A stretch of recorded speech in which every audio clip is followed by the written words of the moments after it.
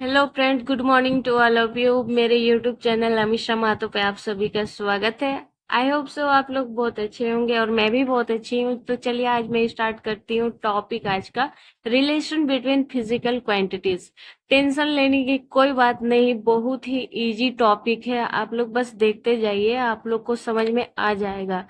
मतलब relation between physical quantities जो भी है, मास, लेंथ, वेलोसिटी, जितनी भी क्वांटिटीज है, फिजिकल क्वांटिटी, उससे ही कुछ ना कुछ रिलेशन बनता है। उससे हम लोग नया फॉर्मूला डिराइव कर सकते हैं। उसके लिए ही ये टॉपिक मैं बता दे रही हूँ। बहुत ही आसान है। जेई नेट नीट वगैरह में पूछा जाता है, तो थोड़ा ध्यान से पढ़िए और ज्यादा दिमाग लगाने की जरूरत नहीं है। ये बहुत ही आसान टॉपिक है। तो चलिए स्टार्ट करते हैं। रिलेशन रिलेशन बिटवीन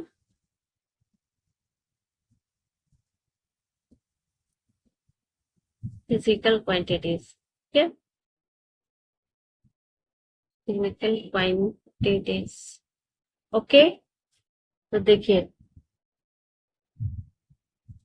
सबसे पहले मुझे एक क्वेश्चन लेना होगा जिससे आप लोग को अच्छे से समझ में आएगा। तो चलिए मैं एक क्वेश्चन लिख लेती हूँ। क्वेश्चन यहाँ लिख रही हूँ मैं। द मान लेते हैं, the frequency the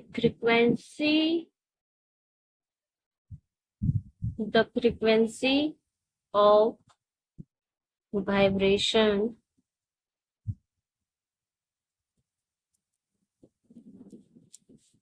frequency of vibration of stretch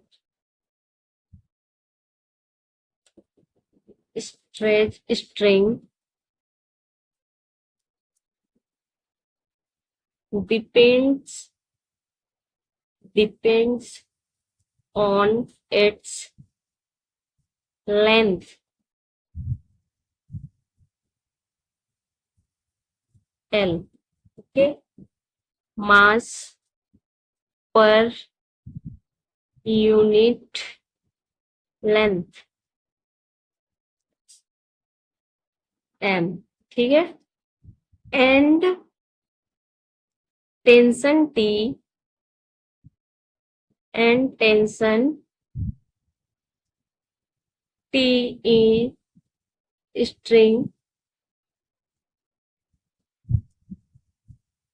obtain dimensionally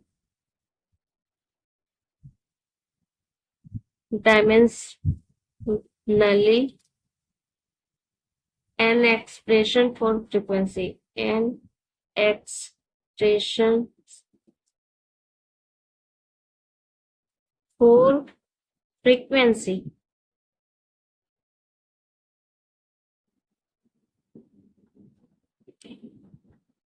अगर मैं बात करूं इस क्वेश्चन की, the frequency new of vibration of stretch string depends on its length.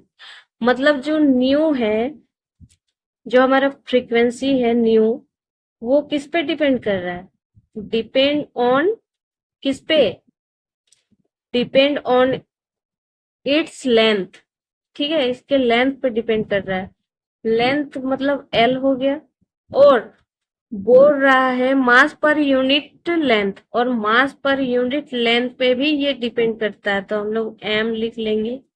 ठीक है, पर लेंथ भी है, ओपन में मतलब लेंथ है, और ये टेंशन टी पे डिपेंड कर रहा है। ठीक है, तो सबसे पहले फ्रीक्वेंसी जानेंगे। हम लोग को जानना पड़ेगा ना, फ्रीक्वेंसी क्या होता है। 1/टाइम पीरियड होता है इसका फॉर्मूला, 1/टाइम पीरियड। और टेंशन क्या होता है? टेंशन एक टाइप का फोर्स के बराबर होता है, तो इसमें हम लोग फोर्स लिख देंगे, टेंशन। और लेंथ यहाँ पे क्या है? लेंथ एल है। और मास बोल रहे हैं किसके? मास किस पर यूनिट लेंथ, है ना? तो यहाँ लिख देंगे। ठीक है, अब आगे बढ़ते हैं। ये हम लोग को पता है कि फ्रीक्वेंसी न्यू जो है प्रोफेशनल है, मतलब डिपेंड कर रहा है लेंथ पर, मास पर यूनिट लेंथ पर और टेंशन पे, ये टाइम नहीं है, ये टेंशन है, ठीक है। तो प्रोपोर्शनल हटेगा तो के आ जाएगा, जो कि डायमेंशनल लेस कांस्टेंट है। तो यहाँ पे आ जाएगा मेरा एल, स्मॉल एम और टी। तो सिंपली अगर ऐसे रहेगा कोई भी क्वेश्चन, तो सिंपल ऐसे करना है कि इसके ऊपर में ए लिख देंगे, इसके पावर में बी और इसके पावर में सी, ठीक है। अब आ जाते हैं कि फ्रीक्वेंसी न्यू का हम लोग डायमेंशनल फॉर्मूला। तो यहाँ से देखते हैं कि 1/टाइम पीरियड कोई भी हो, लेकिन है तो टाइम ना, तो हम लोग का 1/t हो जाएगा इसका डायमेंशनल। के एल का पावर ए, एम पावर बी और ये हो गया सी। तो ये जाएगा तो इनवर्स हो जाएगा ना, ऊपर जाएगा तो, ठीक है। अब क्वेश्चन की ओर देखते हैं तो कि ये पूछ क्या रहा है। Obtain dimensionally an expression for frequency, मतलब वो जो दो दो इसके बीच में, जो स्ट्रिंग के बीच में वो एक धागा बंधा हुआ है, उसको खींचने से जो मतलब ऑसिलेट हुआ, मतलब वाइब्रेशन हुआ जिस रस्सी में, वो कितना वाइब्रेशन हुआ उसी को पूछ रहा है कि फ्रीक्वेंसी, उस वाइब्रेशन का फ्रीक्वेंसी कितना है। तो यहाँ पे फॉर्मूला हम लोग को निकालना है, ठीक है। तो मैं यहाँ से निकाल लेती हूँ। अब जैसा कि मैं बात कर रही हूँ कि के कांस्टेंट है, डायमेंशनल लेस है, मैंने कांस्टेंट लिया है, तो यहाँ पे क्या हो जाएगा। हालांकि यहाँ एम और एल नहीं है, तो क्या लिखेंगे, m0 l0 t का पावर -1, ठीक है। इसको ऐसे लिख लेंगे, इक्वल टू एल का पावर है, तो मतलब एल एल है लेंथ, बड़ा एल, एम का पावर 0 हो जाएगा, टी का पावर भी 0 हो जाएगा। और इसका पावर में क्या है, ए है, यहाँ पे ए है ना। एम क्या हो जाएगा, यूनिट पर लेंथ, सॉरी मास पर लेंथ है ना। तो यहाँ क्या हो जाएगा, एम पावर इनवर्स हो जाएगा एम एल, टी का पावर 0, और इसका पावर होल पावर क्या हो जाएगा, बी। और यहाँ पे टेंशन, टेंशन क्या होता है, फोर्स होता है। तो फोर्स का हम लोग जानते हैं डायमेंशनल फॉर्मूला mL/-2, ठीक है। तो एम टी का पावर कुछ नहीं है, ml। अब हम लोग कंपेयर करेंगे, ठीक है। Comparing comparing power of M L T, okay. मतलब यहाँ यहाँ यहाँ यहाँ का पावर को कंपेयर करना है, क्या हो जाएगा, 0 0, तो 0 इक्वल टू 0 इंटू 1, या मतलब 1, और यहाँ पे भी कुछ नहीं, मतलब 1 इंटू 1, ठीक है। तो इक्वल टू क्या हो जाएगा, 0, ठीक है। अब कंपेयर करेंगे एल का, यहाँ पे लिख देती हूँ मैं 4m 4l, ठीक है। एल का पावर इधर 0 है, तो इधर 1 है, इंटू -1 इंटू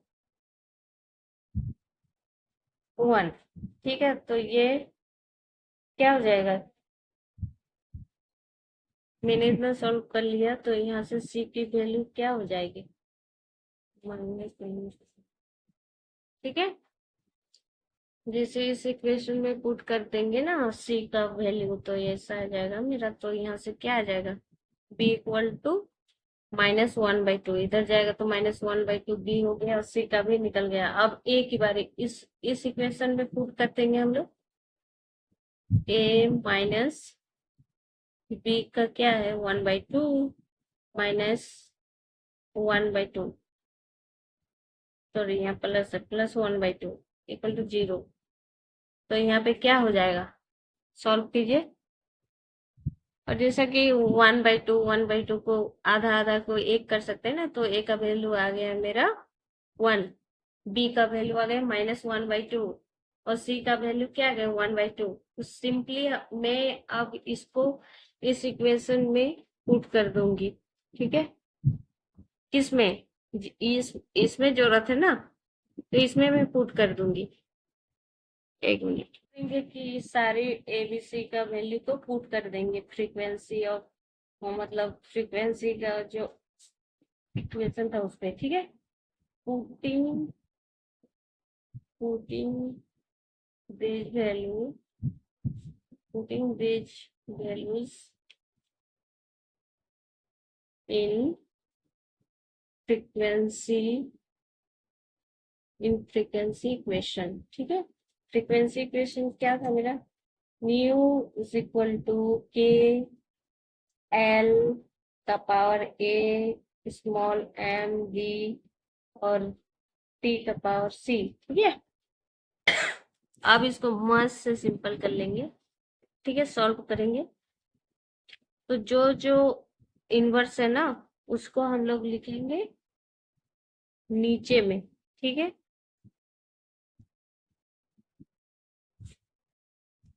टी तो ऊपर हो गया, और ये क्या हो गया, इनवर्स नीचे, एम जाएगा नीचे। तो ये दोनों का पावर ऐसा है ना, तो इसमें क्या लग जाएगा, रूट लग जाएगा, ठीक है। यहाँ तक तो कोई दिक्कत नहीं होनी चाहिए। और जैसा कि इसमें रूट है नहीं, ठीक है, 1/2 है नहीं, तो इसको रूट से बाहर निकाल देंगे तो ये हो जाएगा, ठीक है।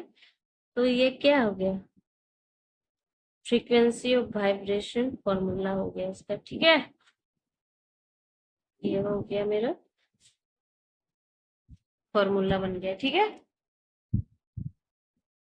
तो आपने देख लिया होगा कि ये कितना आसान है, किसी भी चीज का फॉर्मूला डिराइव कर सकते हैं आप बहुत ही आसानी से। आप चाहें तो इसका स्क्रीनशॉट भी ले सकते हैं ताकि आपको सॉल्व करने में थोड़ा इजी हो जाए, ठीक है। तो दूसरी क्वेश्चन की ओर जाते हैं, ऐसे ही फॉर्मूला बनाएंगे। तो चलिए बात करूं दूसरे क्वेश्चन की, ताकि आपको अच्छे से समझ में आ जाएगा, ताकि आपको सारा क्वेश्चन क्रिस्टल क्लियर हो जाए समझ में, ठीक है। तो अगर क्वेश्चन नंबर 2 की बात करूं मैं, तो मान लेते हैं if centripetal centripetal force depends on मास। अगर सेंट्रीपिटल फोर्स डिपेंड कर रहा है मास पे, वेलोसिटी ऑफ पार्टिकल, और ये जो वेलोसिटी ऑफ पार्टिकल है ये कुछ नहीं होता, सिंपली आपको वेलोसिटी को ही मेनली पकड़ना है, and radius of circular path, then then find the formula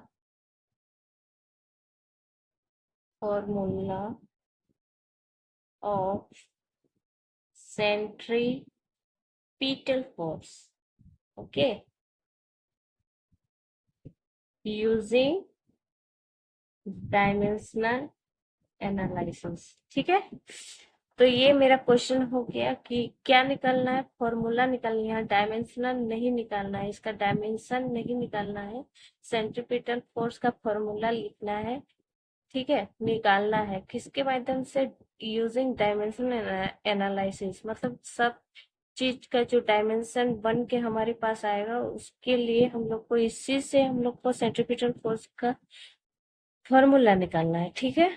तो चलिए अब इसमें देखेंगे कि सेंट्रीपिटल किस पे डिपेंड कर रहा है। तो सेंट्रीपिटल फोर्स का कोई भी प्रेजेंटेशन ऐसा नहीं है, वो सिंपली फोर्स ही है।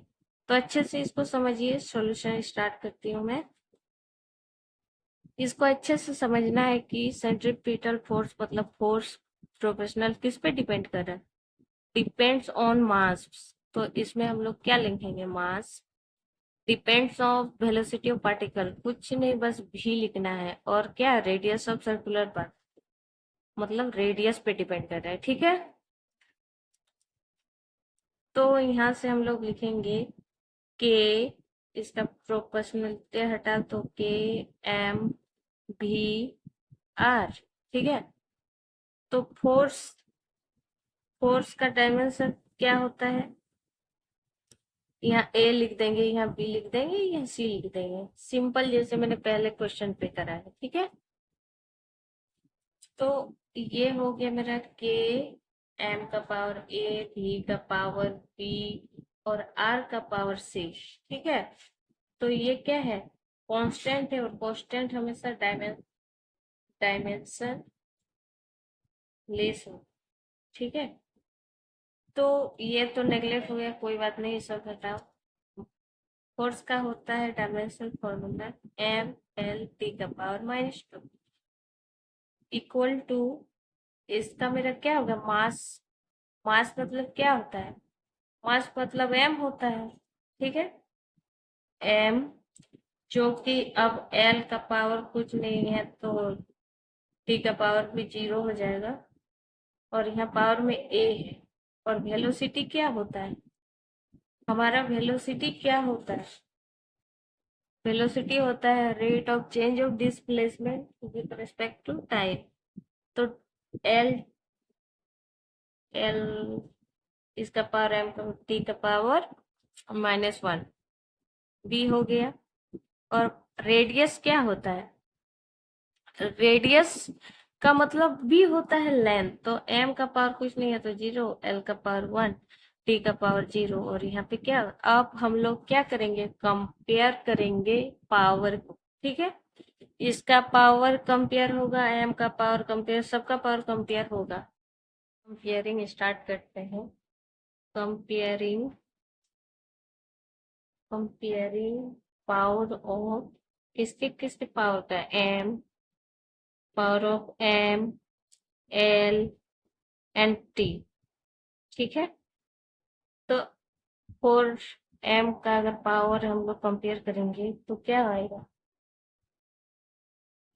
एम का पावर कुछ नहीं, मतलब 1 है। ठीक है, इक्वल टू क्या हो जाएगा?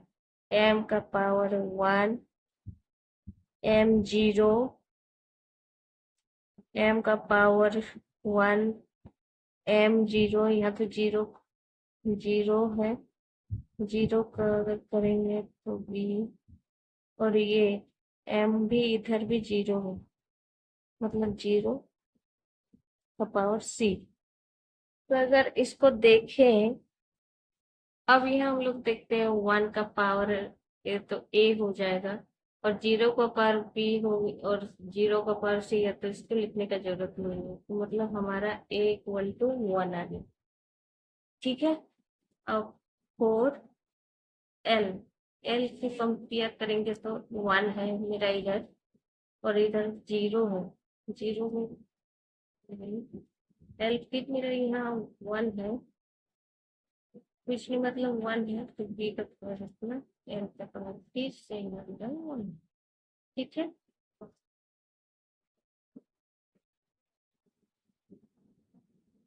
1 इक्वल टू, तो यहाँ पे मेरा आ गया B plus C equal to 1। ठीक है, अब आ जाते हैं फोर टी। टी में क्या आया है मेरा? इधर मान लो -2, टी का पावर -2 है, और इधर टी का पावर 0, तो लिखने का जरूरत नहीं है। टी का पावर -1, तो 1 इंटू बी -बी। ठीक है, और ये 0 आ जाएगा, तो लिखने की जरूरत है, कटा बी इक्वल टू क्या आएगा? 2। ठीक है, तो मान लेते हैं फोर एल में जो था मेरा, फोर एल में मुझे गिवन होता है 1 बी प्लस सी, तो 1 इक्वल टू बी का वैल्यू पुट कर देंगे यहाँ पे, तो मेरा सी क्या आ जाएगा? -1। ठीक है, अब सारा वैल्यूज ए बी सी का सबका वैल्यू हम लोग को पुट करना है। ठीक है, पुट ऑल दीज वैल्यूज।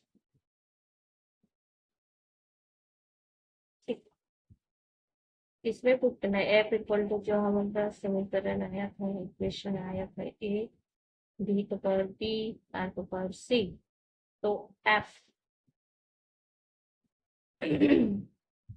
या k m m हमारा a कितना आया, 1 आया है, ठीक है, 1, और b कितना आया मेरा 2, और आर सी का -1, ठीक है। तो यहाँ पे देखेंगे फोर्स का क्या होता है, हम लोग का फॉर्मूला एम एल टी का पावर -2, ठीक है। ओ सॉरी सॉरी, इसमें क्या बोला है, फॉर्मूला निकालने के लिए बोला, मैं टेंशन नहीं कर रही, अच्छा ठीक है। एफ, और क्या हो गया, एम भी स्क्वायर आर इनवर्स, तो एफ क्या हो जाएगा, एम भी स्क्वायर बाय आर, यही तो हमारा सेंट्रीपिटल फोर्स का फॉर्मूला है। दिस इज सेंट्रीपिटल फोर्स, ठीक है। यहाँ तक तो कोई दिक्कत नहीं होनी चाहिए।